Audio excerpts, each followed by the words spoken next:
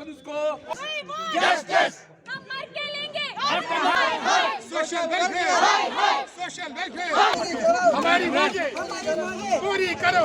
क्या पुकार और माजूर अफराद की क्या पुकार।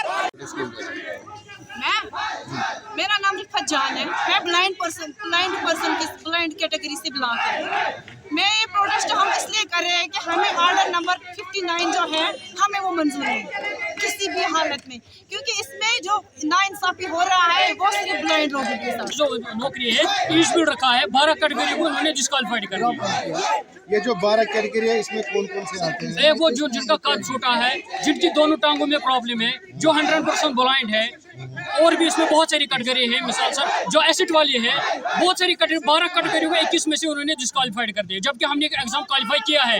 लिस्ट में हमारा नाम भी आया, वहाँ पर पॉइंट भी दिखाया गया क्वालिफाइड। आपने देखा कि खुद सैकड़ों की तादाद में ब्लाइंड पर्सन, ऑर्थोपेडिक डिसेबल और बाकी काइंड्स ऑफ पर्सन में डिसेबिलिटीज आए हुए हैं।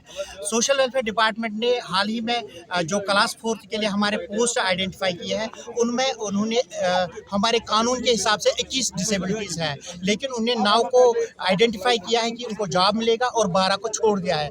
अगर हमने पढ़ा लिखा है, अगर हम 2 टांगों से माजूर हैं, हम कम्प्लीटली ब्लाइंड हैं, हम 100% डिसेबल पर्सन हैं, उसका मतलब ये है कि हम कुछ भी नहीं कर सकते हैं। हम चाहते हैं कि सोशल वेलफेयर डिपार्टमेंट हमें मौका दे, जहाँ पे भी वो हमें बोलेंगे काम करने के लिए, हम प्रूव करके देंगे कि हम एबल हैं, हम कुछ भी कर सकते हैं। जब हम 40 साल के हो जाते हैं, हमारे माँ बाप 70-80 साल के हो जाते हैं, हमारा पेरेंटल सपोर्ट लॉस हो जाता है, मुसीबतों का सामना किया, हमने बर्फबारी में एग्जाम दिया, हमने 40 डिग्री की टेम्परेचर में एग्जाम दिया, हम बाहर गए, तो हमें इस मुसीबत में क्यों डाला जाता है कि हम कैपेबल नहीं है। इस ऑर्डर को जल्दी से जल्दी वापस ले जाना चाहिए और हमें अपना हक दिया जाना चाहिए। और जहाँ पे भी सोशल वेलफेयर डिपार्टमेंट को लगता है कि हमारी कैपेबिलिटीज पे उनको शक है, हमें उनको मौका देना चाहिए और हम प्रूव करेंगे कि हम कैपेबल हैं, हम कुछ भी कर सकते हैं।